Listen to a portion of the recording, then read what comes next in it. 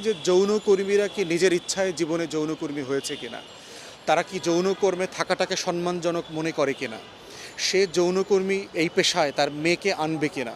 আমি বহু যৌনকর্মীর ইন্টারভিউ দেখেছি, তার মেয়েকে তো সে ডাক্তার বানাইতে চায়, তার মেয়েকে তো সে ইঞ্জিনিয়ার বানাইতে চায়, তার মেয়েকে তো সে টিচার বানাইতে চায়, তার মেয়েকে তো সে উকিল বানাইতে চায়।